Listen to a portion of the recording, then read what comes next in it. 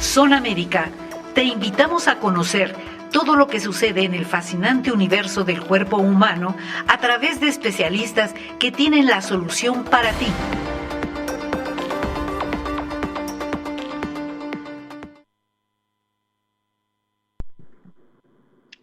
Buenas tardes todos. Estamos de nuevo en el programa El Universo de tu Cerebro, sección Zona Médica de promoestereo.com.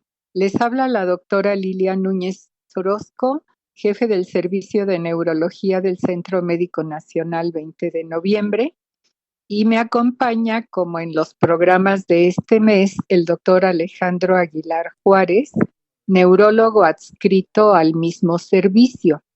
Hemos estado hablando de los golpes en la cabeza, que son un mal de nuestro tiempo, por la gran cantidad de actividades extremas a las que la gente se ha vuelto muy aficionada, sobre todo las personas jóvenes, pero ellos no son los únicos que sufren traumatismos, golpes en la cabeza, que técnicamente les llamamos traumatismo craneano o traumatismo cráneoencefálico, sino que también en otras edades, y de hecho a cualquier edad estamos expuestos a algún accidente, a veces por falta de precaución, muchas más por exponernos a situaciones que son de riesgo, como andar en vehículos a grandes velocidades, en las motos, corriendo los coches a muchos kilómetros por hora y sufriendo accidentes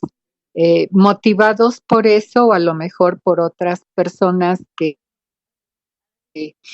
embisten el auto o la bicicleta o la motocicleta o atropellan a uno, pero sobre todo tenemos el riesgo de sufrir caídas por motivos diversos.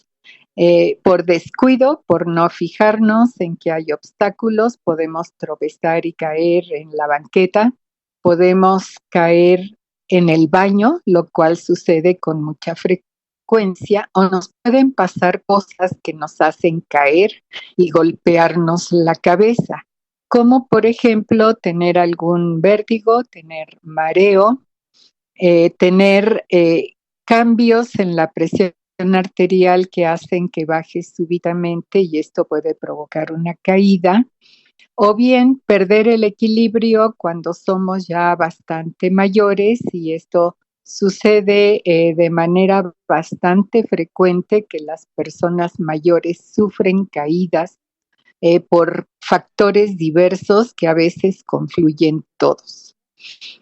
Como les decía, a veces nos exponemos pues al no tomar precauciones. Hablando de las personas mayores, es frecuente que vayan al baño en la noche por problema de próstata, por cualquier otra situación, se paran al baño y no encienden ninguna luz, pensando que a ciegas pueden llegar bien al baño. Y luego resulta que se tropiezan con algo, se desorientan porque a lo mejor la dirección hacia el baño pues ya no fue exactamente la que tenían pensada y caen y se golpean la cabeza de manera muy fuerte en ocasiones. Entonces, pues tenemos un panorama muy amplio de situaciones que pueden provocar golpes en la cabeza y estos a su vez dejar consecuencias. Hablábamos de un eslogan que había hace algunos años a propósito de la prevención de accidentes, y decía el eslogan: después ya nada es igual. Es como cuando se nos cae un jarrón y se nos hace añicos, pues ya después, aunque lo peguemos, ya no queda igual.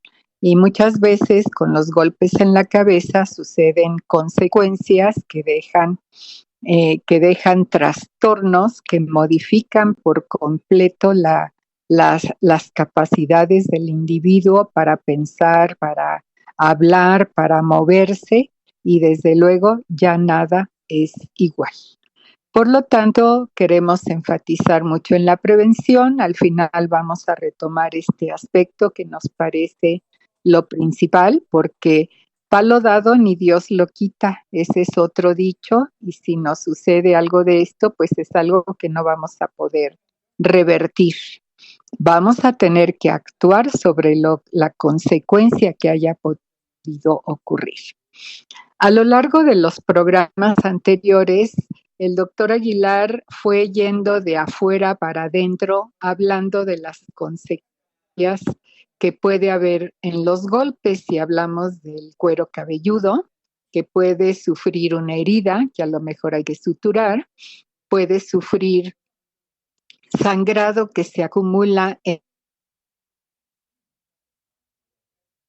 conocemos como un chichón y que técnicamente se llama hematoma subgaleal, que es por abajo del tejido que está abajo de la piel. Tenemos también posibilidades de fracturas de cráneo, ¿no? Y problemas que van a afectar directamente al cerebro.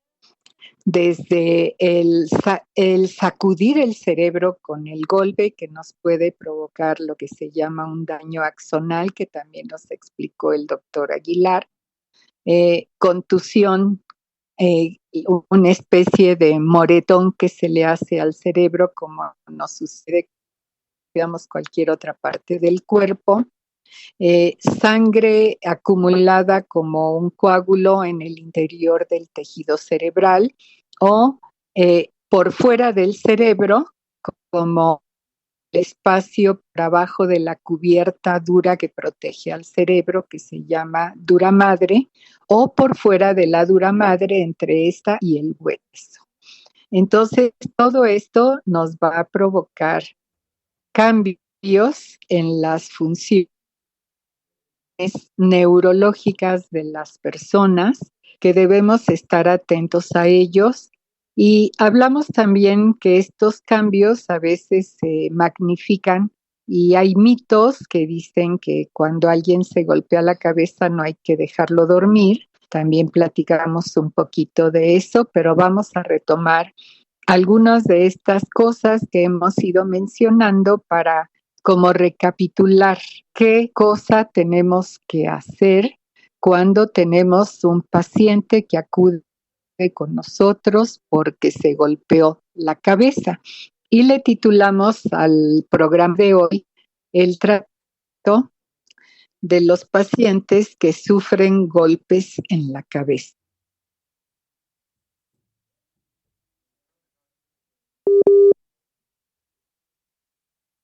De lo que hemos estado platicando, quisiera que organicemos de nuevo esta información para ir dando a nuestro auditorio un orden de cómo actuar cuando tenemos golpes en la cabeza y qué necesidades de estudio y tratamiento vamos a ir teniendo de acuerdo a cada caso, porque hay extremos desde nada, como él nos dijo, no pasa nada, a todos nos sucede que alguna vez nos golpeamos la cabeza y después ya ni nos acordamos que eso ocurrió, porque no pasó absolutamente nada ni se va a complicar en el tiempo. Ese sería un lado de este espectro amplio de situaciones. Sería el no pasa nada a el pasan cosas terribles que ponen en peligro la vida.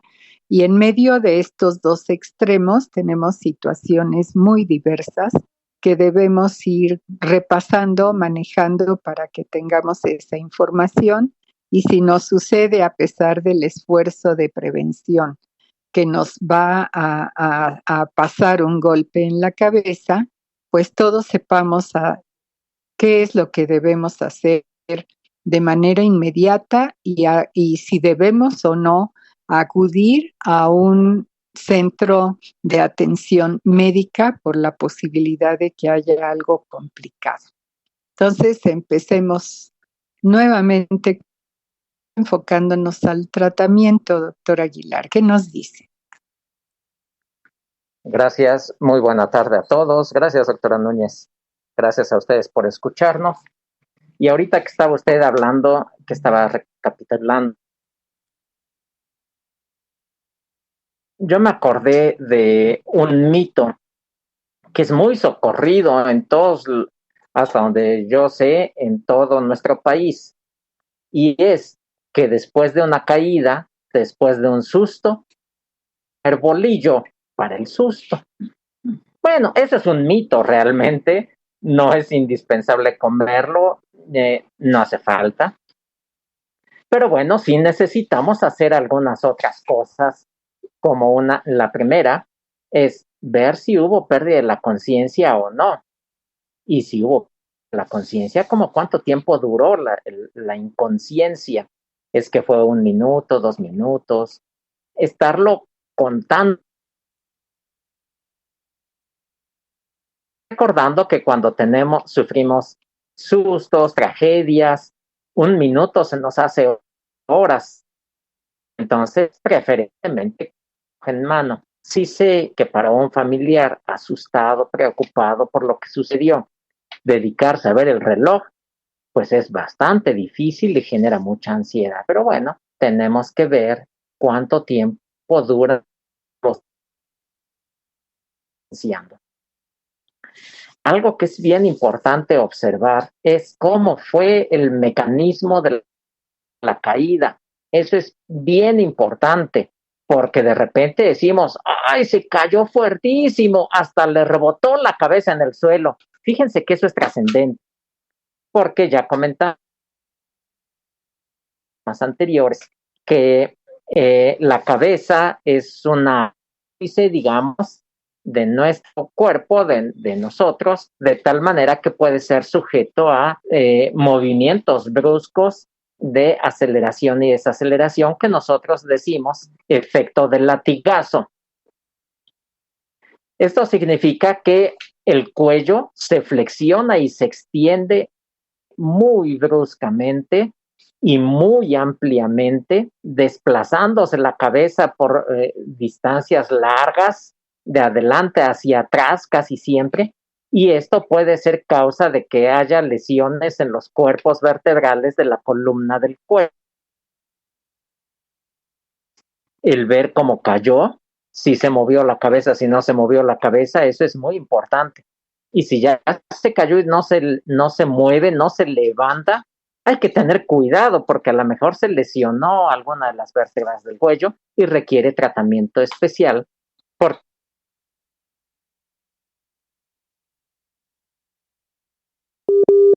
Y esto hacer que la persona deje de moverse, deje de sentir de donde está la compresión hacia abajo. Entonces esto es algo muy delicado. Es por esto que cuando vemos a una persona que sufrió un accidente, sobre todo en la calle, en viales, accidentes viales, decimos, no lo mueva, no lo levante, espere a que lleguen los paramédicos, porque lo primero que tienen que hacer es inmovilizar el cuello, de tal manera de no ir a lesionar la médula espinal hasta que se revise detenidamente por el médico y sepamos si hay lesión. Duró 2 segundos, 5 segundos, 10 segundos en el suelo y solito se levanta y no tiene ni debilidad, ni dolor, ni pérdida de la sensibilidad. Bueno, quiere decir que la médula hasta ese momento, cuando menos, está bien. No necesariamente lo tenemos que dejar ahí acostado en el suelo, en el pavimento frío, mañana o de la tarde. Es simplemente estar pendientes. Bueno, después, detallitos a considerar también: de sangre por los oídos o salida de sangre por la nariz. Ya comentamos que se debe de vigilar porque puede hacernos pensar que hay una fractura en la base del cráneo, en la porción de abajo de nuestra cabeza. La comunicación entre la nariz y las meninges, o entre el oído y las meninges, y facilitar el desarrollo de una infección muy grave que se llama meningitis. De tal manera que en cuanto vemos a la persona que se cayó, lo que podemos hacer en ese mismo momento, sin pedirle, es ver, está consciente, no está, se mueve o no se mueve, hay salida de líquido o sangre por la nariz o por los oídos, y si nada de esto sucede, siente bien en sus manos, en sus piernas, quizás se pueda levantar y ponerse en un lugar un poquito para que nosotros lo observemos, lo vigilemos. Lo más común es que no pase nada, que se haga un chichón, que se recupere en unos 5 días, 7 días y ya no quede ni el recuerdo de eso, pero el problema es cuando hay complicaciones adentro de la cabeza. ¿Cómo sabemos cuando puede haber complicaciones adentro del cráneo? Esto que también nos se da con los hematomas epidurales, subdurales y aracnoideos. ¿Cómo lo podemos saber? Pues porque la pérdida de la conciencia duró más de lo esperado, 5 minutos, 10 minutos, y la persona se recupera del todo. Nos debe de hacer pensar que algo está sucediendo, que el traumatismo fue más fuerte de lo habitual y algo puede estar sucediendo. Después de esto, si ya se recuperó la conciencia y no mueve bien alguna de sus extremidades, hay que pensar, algo está sucediendo y requiere tratamiento. Se tiene que ir a urgencias. Lo ideal es que fuera en ambulancia. ¿Por qué en ambulancia? Pues porque ahí van a inmovilizar el cuello, van a vigilar los signos vitales en lo que llegan al servicio de urgencias, van a darle el tratamiento básico de prehospitalaria, que se llama atención prehospitalaria a la persona que tuvo el traumatismo, ya que llegue al servicio de urgencias y lo pueda atender un médico con toda tranquilidad y con todos los recursos. Pero entonces, signos de alarma: sangrado por la nariz, sangrado por el oído, que la inconsciencia dure más de lo habitual, 5, 10, 15 minutos, eso no es de esperarse como normal ni como esperado, y que no se mueva, debe hacernos pensar que algo está sucediendo y requiere tratamiento. El primer paso del tratamiento es llamar a la ambulancia, que le den los servicios de atención prehospitalaria y lo lleven a urgencias. Sí, puede ser. Bueno, realmente cuando nos golpeamos esperamos que no haya ninguna consecuencia y no haya pérdida de la conciencia. Si la hubo y fue muy breve, pues debemos suponer que no va a haber complicaciones, aunque ya habíamos comentado que en los casos del hematoma epidural por una fractura que lacera una arteria de la capa que ya mencionamos en más de una ocasión, produce un sangrado interno entre el hueso y la cubierta protectora del cerebro llamada dura madre, y este hematoma se va a manifestar a la vuelta de unas cuantas horas, poniendo al paciente al borde de la muerte si no lo detectamos, si no se interviene quirúrgicamente pronto. Esto que tiene una evolución de esta manera, un periodo breve de inconsciencia, un periodo normal, luego una pérdida nuevamente de la conciencia, a lo mejor con pérdida de movilidad de un lado del cuerpo, pues es como evolucionan habitualmente los hematomas epidurales y debemos pues actuar inmediatamente. A veces los golpes producen un estado de inconsciencia profundo que no se recupera en los siguientes minutos y a veces en horas, y la persona queda en coma. Esto quiere decir que hubo muchas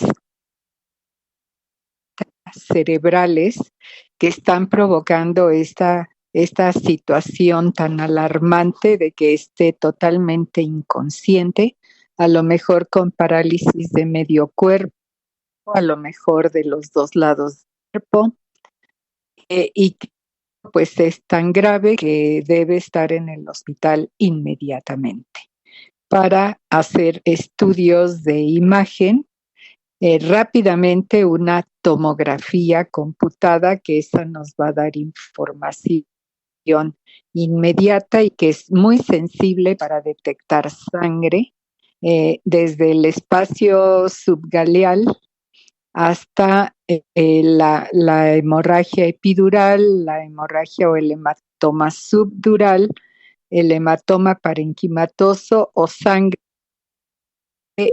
revuelta con el líquido que baña al cerebro en toda su superficie. Entonces, la toma es de hacerla porque está accesible en la mayoría de los hospitales, se puede hacer rápidamente, es un estudio que en pocos minutos ya se terminó, se hace porque no se le inyecta ninguna sustancia por la vena. En estos casos suele no ser necesario hacer esta parte con el contraste, con esta sustancia que se llama medio.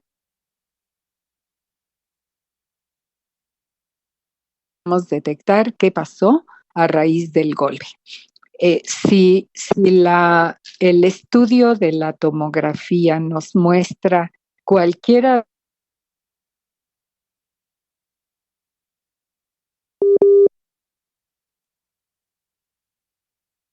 pues el neurocirujano para que trate de resolver la situación, por ejemplo, quitar el hematoma epidural o el hematoma subdural, o a veces el hematoma dentro del tejido cerebral que puede requerir una evacuación quirúrgica. Pero también se requiere en esta situación grave que estamos planteando el manejo del aumento de la presión dentro del cráneo.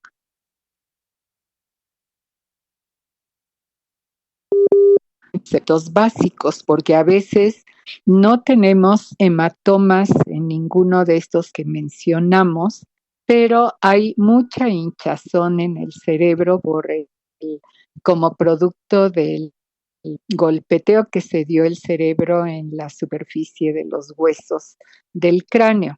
Y este edema postraumático pudiera tener más complicaciones y debe llevar un manejo en una terapia intensiva habitualmente. ¿Qué medidas se recomiendan para los casos de un edema cerebral postraumático? Ale, ¿nos quiere comentar? Sí, hay muchas cosas.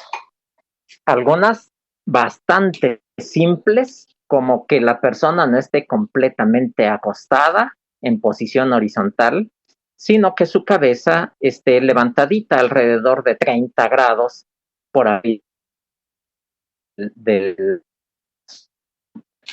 Ese simple hecho, como facilita el que la sangre salga de su cabeza, del cráneo, hacia el corazón, pues disminuye el volumen de sangre dentro del cráneo y por lo tanto disminuye la presión y el edema cerebral. Sin embargo, esto es algo transitorio.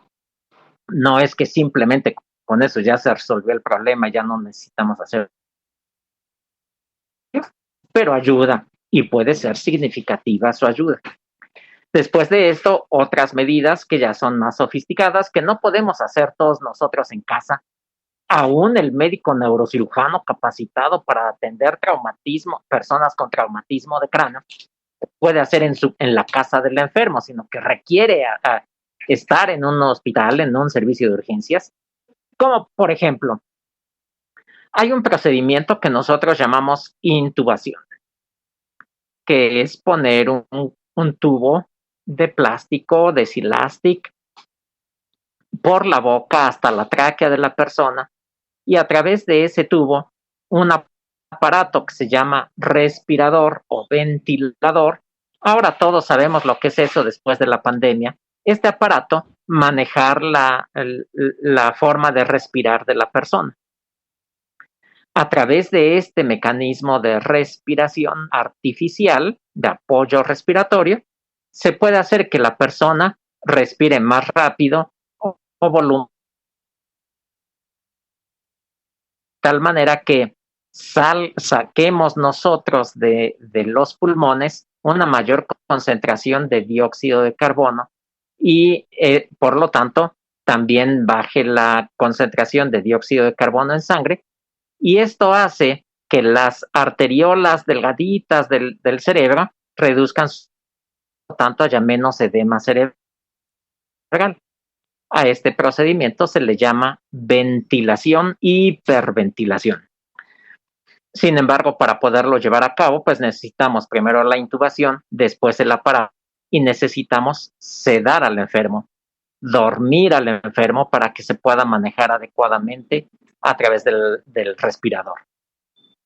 Este mecanismo, también, este procedimiento, pero también es transitorio, no hace efecto de manera permanente todo el tiempo que lo mantenemos ahí, sino que es transitorio, puede hacer efecto unas horas, a lo mejor un día y después pierde su efectividad. De tal manera que si sigue el aumento de la presión intracraneal por lo hinchado del cerebro, que se llama edema, requerimos hacer algunas otras maniobras. Tratamiento con medicamentos, uno de ellos que se llama mannitol. En general pertenece a un grupo de medicamentos que le decimos macromoléculas. Son moléculas muy, muy grandes que no atraviesan la pared de los vasos y que tienen un efecto de osmolaridad, o sea que jalan agua fuertemente, intensamente, y al ir pasando las macromoléculas, el mannitol, por el torrente circulatorio, por los capilares, hace que se jale agua, que la sangre jale agua del espacio extravascular de afuera de los capilares hacia el interior del capilar. De tal manera que al disminuir la cantidad de agua del cerebro, pues va a disminuir el edema y, por otro lado, la presión dentro del cráneo. Sin embargo, este procedimiento que parece simple, no lo es tanto porque se tiene que estar vigilando la osmolaridad sérica para no ir a causar nosotros peores problemas. Perdón. Tenemos que estar vigilando la fuerza con la que jala agua, la sangre del espacio extravascular hacia el interior.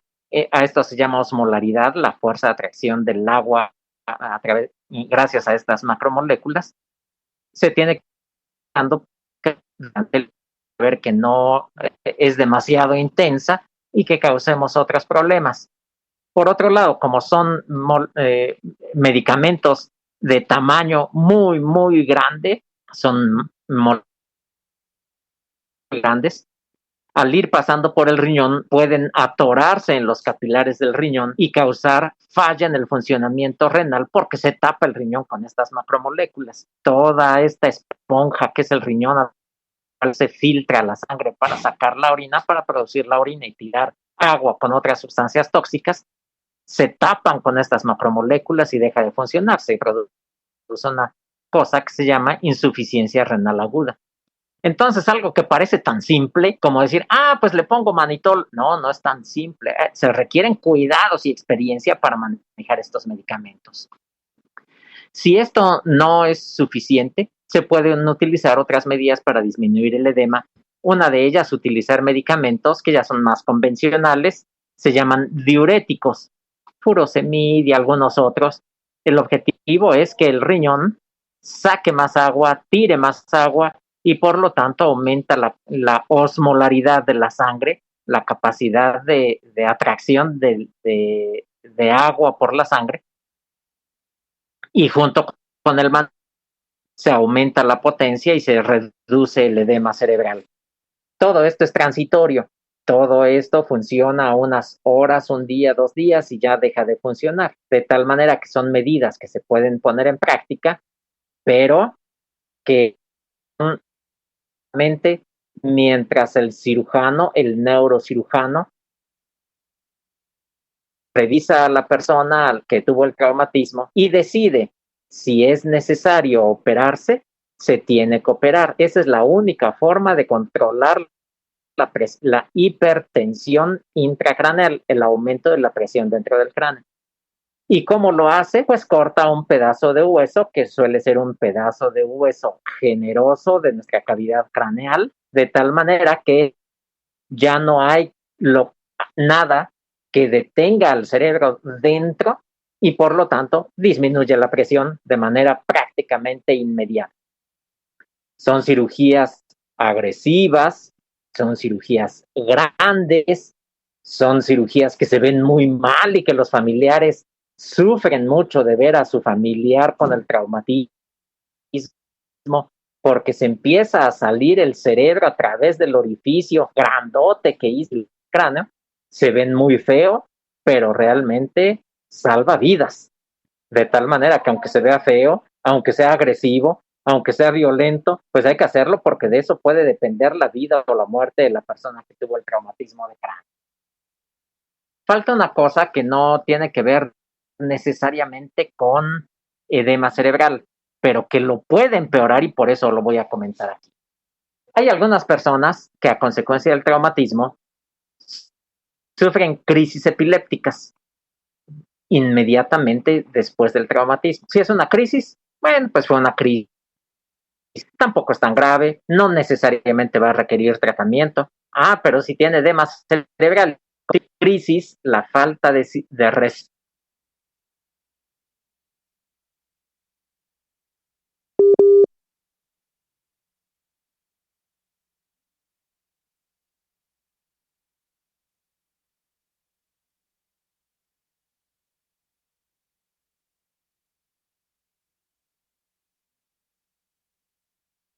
no nada más el edema, sino las crisis epilépticas también. Muy bien. Bueno, entonces, en resumen, lo que se ha dicho hasta ahorita es que el tratamiento hospitalario va a depender del tipo de complicación que la persona está teniendo, que puede ser quirúrgico inmediato para evacuar estos coágulos que se han formado dentro de la cabeza, o tratamiento del edema cerebral, que también puede ser quirúrgico con esta extirpación de la capa de hueso del cráneo para darle espacio a la hinchazón que el cerebro está sufriendo. Quizá deba agregar un poquito a lo dicho por el doctor Aguilar: cuando el cerebro se hincha, va a desplazarse hacia donde puede.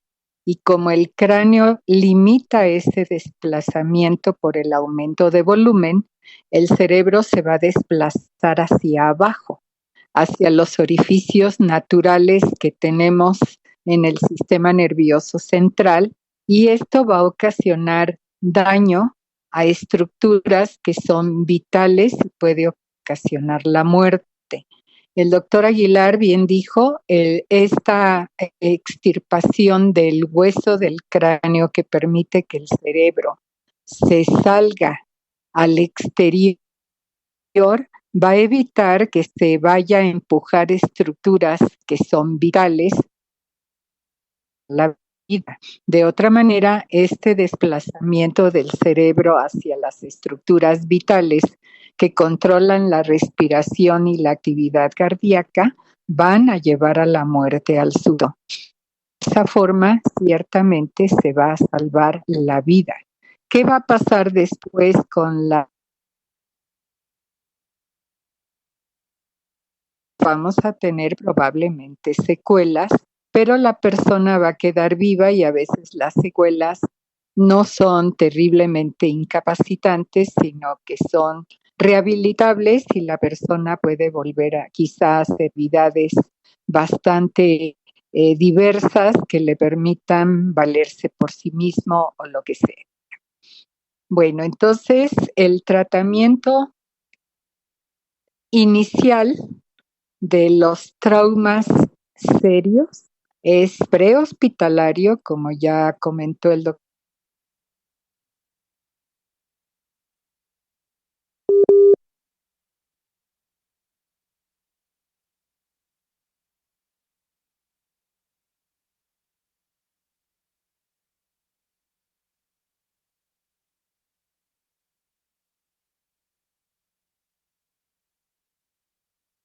Encaminadas a resolver.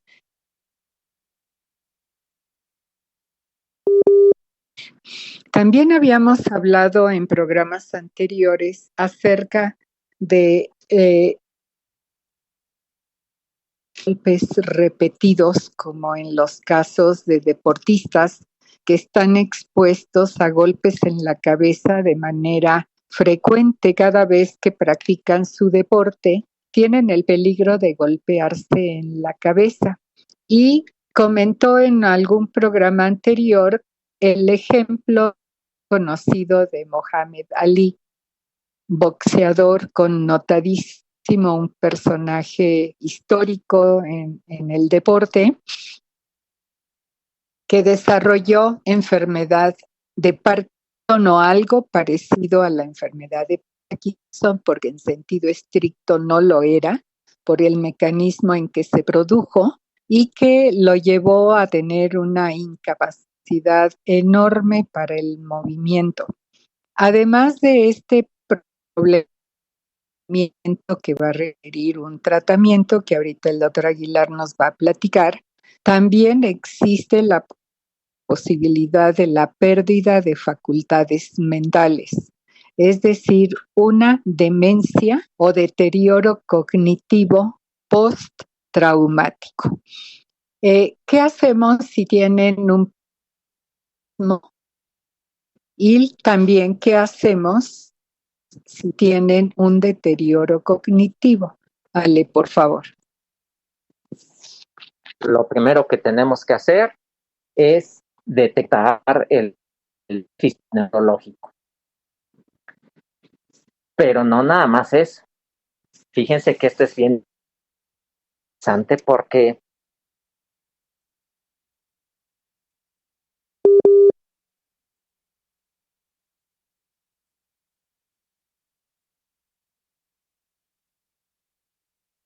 la persona a lo mejor estuvo sometido a traumatismos de cráneo repetidos como Mohamed Ali, pero además tiene enfermedad de Parkinson típica, enfermedad degenerativa primaria del sistema nervioso central con cuerpos de Lewy, como es la enfermedad de Parkinson y donde puede haber o no antecedente familiar de un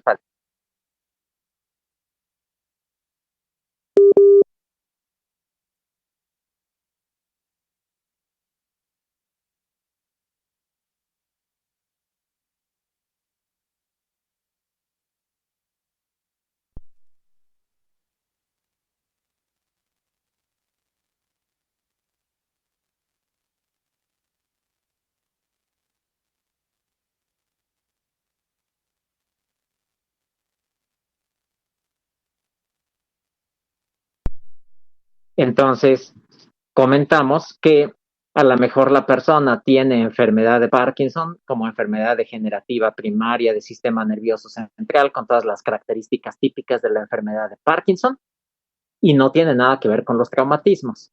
Pero lo más probable es que sea secundaria a los traumatismos. ¿Cómo saberlo? A través de un estudio que se llama resonancia magnética que nos puede orientar, que nos puede apoyar si es una o si es la otra. Una vez que ya sabemos, vamos a, con esto, poder establecer o encontrar un pronóstico. ¿Qué es lo que le va a pasar? Y vamos a poder iniciar también tratamiento específico, ya sea para la enfermedad de Parkinson o ya sea para temblor, no enfermedad de Parkinson. Uno requiere como base de tratamiento un medicamento que se llama levodopa y otros medicamentos que se le parecen. Y el temblor parkinsoniano por traumatismos probablemente no responda a levodopa, sino que responda a otros medicamentos que ayudan para disminuir temblor, anticolinérgicos y algunos otros. Pero bueno, entonces daríamos el tratamiento sintomático. Si ya empezó con temblor, ya empezó con Parkinson, pues tenemos que dar el tratamiento para el temblor, para Parkinson.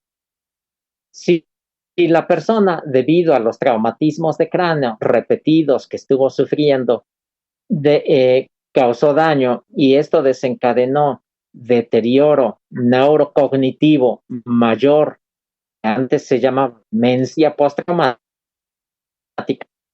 pues entonces lo que tenemos que hacer es con el interrogatorio, hablando con el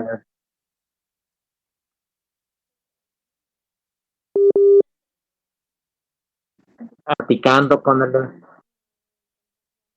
hay que hablar con el enfermo, explorar al enfermo y con esto saber qué tipo de deterioro neurocognitivo tiene y dar el tratamiento específico. Si es deterioro realmente, deterioro cognitivo, podemos utilizar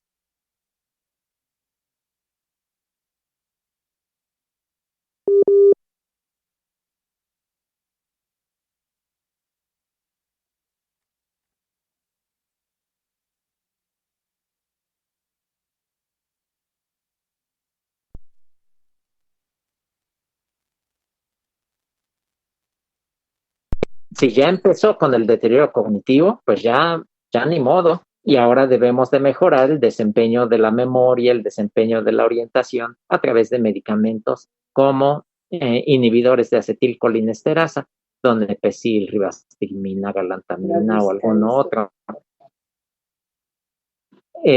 Aquí me está comentando la doctora Núñez que les dije una grosería, les pido una disculpa. Esto de medicamentos inhibidores de acetilcolinesterasa, ¿qué son? Bueno, lo que pasa es que en nuestro cerebro hay comunicación entre una neurona y la otra a través de neurotransmisores. Y son muchos neurotransmisores los que tenemos en el cerebro. Sin embargo, uno en particular se llama acetilcolina, que es el que está más estrechamente relacionado con nuestra memoria. Y lo que sucede normalmente es que una célula produce y libera acetilcolina que entra en contacto con la segunda neurona con la que hace contacto y esto la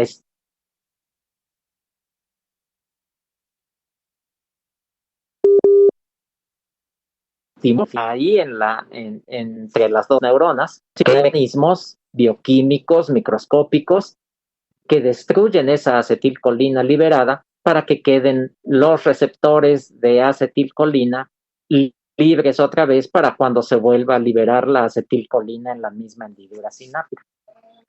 Y una de las sustancias, uno de los mecanismos por el que se libera de acetilcolina la hendidura es a través de una enzima que se llama destruye la acetilcolina en la hendidura sináptica. Si nosotros lo que hacemos es inhibir, hacer que deje de funcionar la acetilcolinesterasa, se destruye la acetilcolina y se acumula más acetilcolina ahí en las hendiduras sinápticas. Por eso decimos inhibidores de acetilcolinesterasa. El objetivo es que aumente la acetilcolina dentro del cerebro y por lo tanto mejore nuestra memoria y algo del cerebro como neuropsiquiátricas, en donde nos podemos volver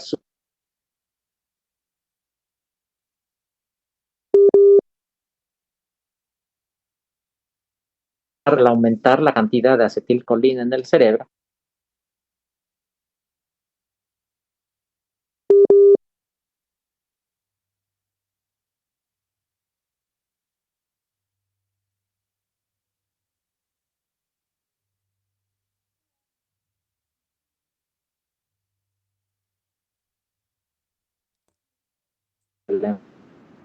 De la persona, de tal manera que podamos incluso rehabilitar algunas cosas en este aspecto de la demencia postraumática, utilizar la rehabilitación psicológica que va a sacarle partido a las funciones que están preservadas, intentando sustituir o compensar de alguna forma las funciones que ya se perdieron. Sin embargo, no siempre es posible lograr una recuperación suficiente de deterioro cognitivo postraumático y hay que intentarlo a pesar de que no logremos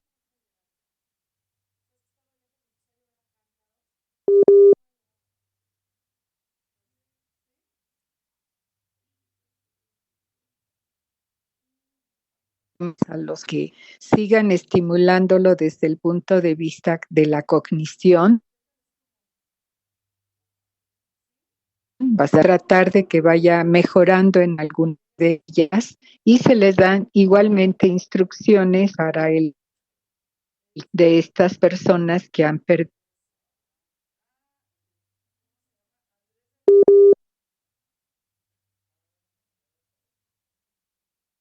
Sin embargo, su conducta pudiera estar bastante alterada precisamente por cambios cognitivos.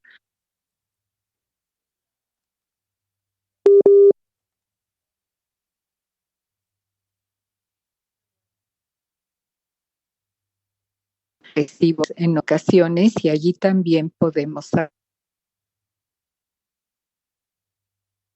tipo de casos de mala conducta posterior a un deterioro por trauma cráneoencefálico. Si la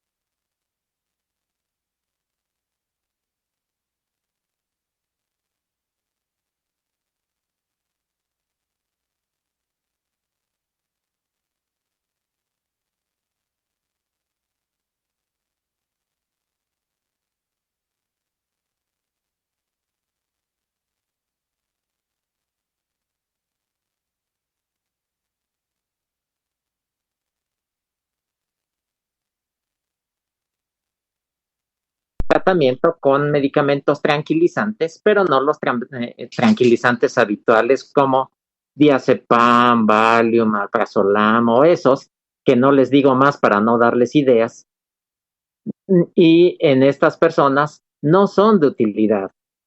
Más bien requieren, sí, tranquilizantes.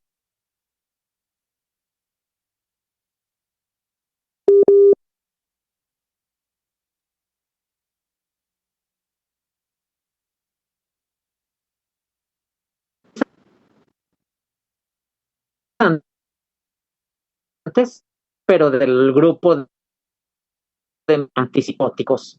Hay que saberlos utilizar porque tienen dificultades para moverse y algunos otros, además de la somnolencia y mareo. Entonces, sí se les puede dar tratamiento, sí se ponen inquietos, tranquilizantes, pero tranquilizantes mayores. A las dosis apropiadas se deben de ir buscando persona a persona, porque no hay una receta de cocina en la cual todos respondamos a la misma dosis del medicamento. Es cuestión de buscarla, qué dosis requiere cada una de las personas. Y yo quisiera aprovechar este espacio para hablar de otra que también es psiquiátrica y que pasa desapercibida con relativa frecuencia. La persona, sobre todo en personas adultas mayores, se ve que tuvo un traumatismo que puede haber sido delicado, que puede haber sido, una vez que se empieza a recuperar, queda con una complicación que se llama estrés postraumático, en donde sienten bueno, casi permanentemente, casi constantemente, sienten miedo a caerse y sienten que se están cayendo otra vez y el tratamiento. Entonces,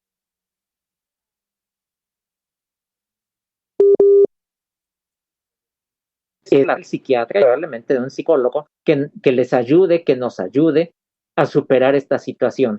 Algunos medicamentos que pueden ser útiles en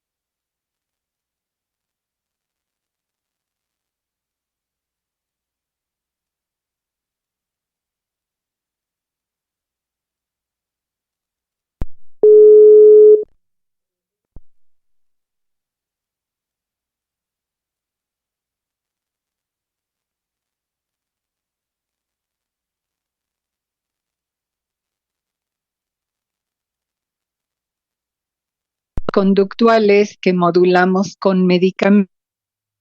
También puede haber secuelas de movimiento, que la persona quede con parálisis de alguna parte de su cuerpo, y en ese caso vamos a utilizar desde luego la rehabilitación, que nos va a ayudar bastante a que la persona vaya recuperando poco a poco algunas de estas funciones motoras que le permitan desenvolverse mejor en sus actividades de la vida diaria.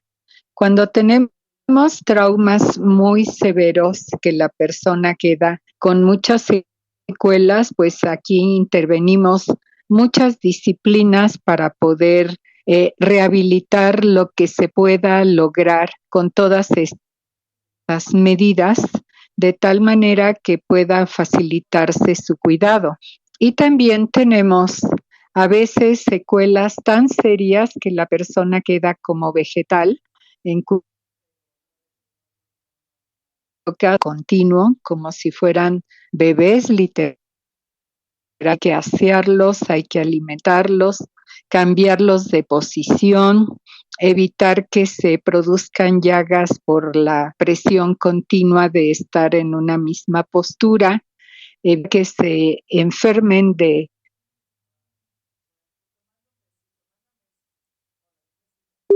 neumonías, ya sea por sonda de la nariz al estómago, que no sería lo deseable si es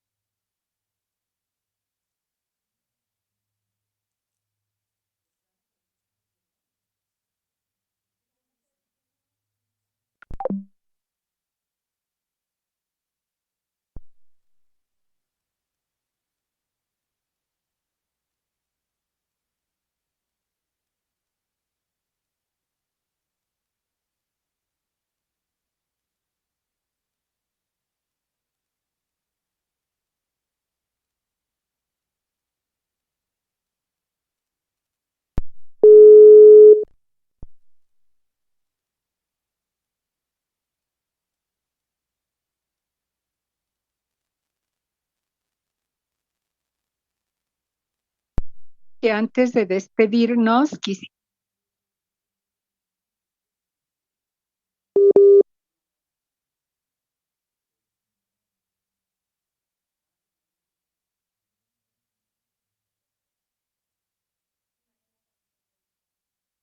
que dijéramos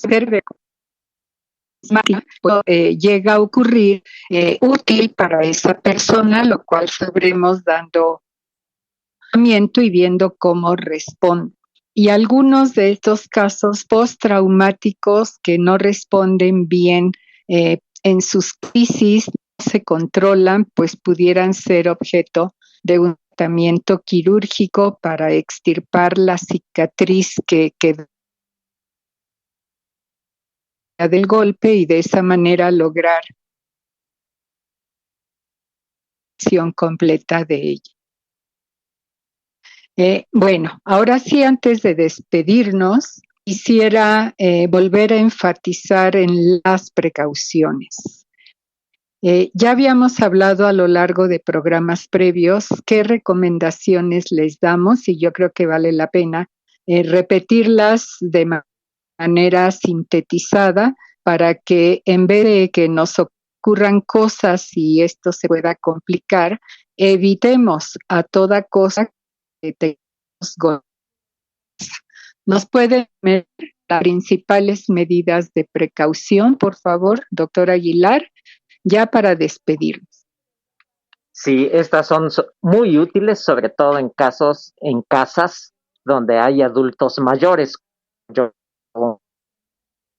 Y son medidas bastante simples. Por ejemplo, es muy común que la ama de casa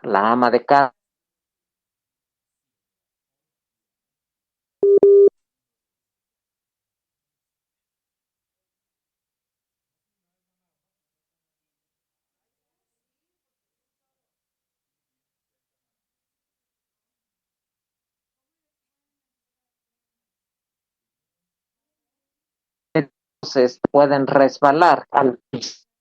Sobre ellas se pueden resbalar y generar una caída, porque los adultos mayores nos cuesta más trabajo activar nuestros reflejos posturales y evitar caernos. Otras cosas que se ven bien bonitas en las salas de las casas, unos tapetes gruesos, bien esponjaditos, grandototes en la sala, son peligrosos porque al caminar los adultos mayores ya no levantamos tanto los pies como los jóvenes, fácilmente nos tropezamos y con la pérdida o afección de los reflejos posturales acabamos en el suelo con mucha facilidad.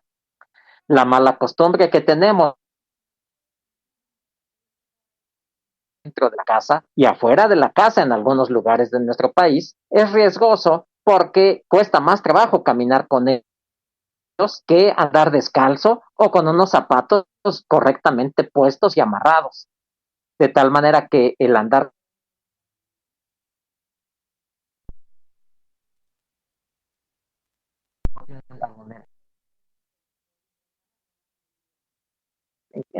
dificultar la deambulación, la caminata y generar caídas fácilmente.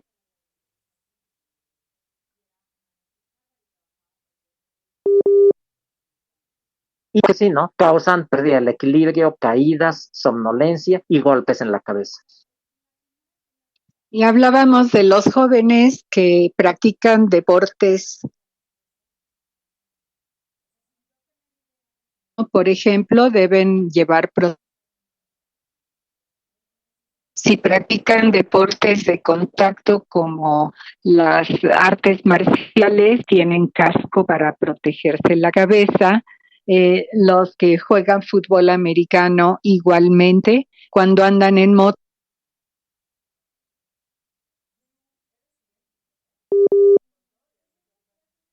en vez de ponérselo en la cabeza, eso es algo que hay que evitar.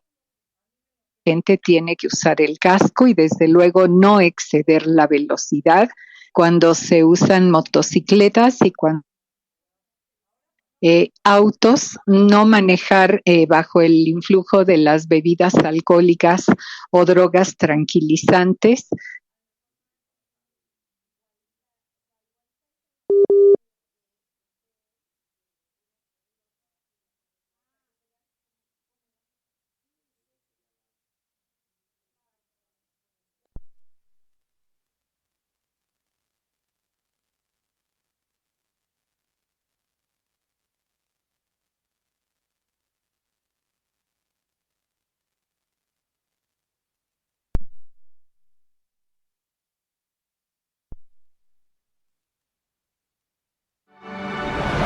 Hasta aquí con la información.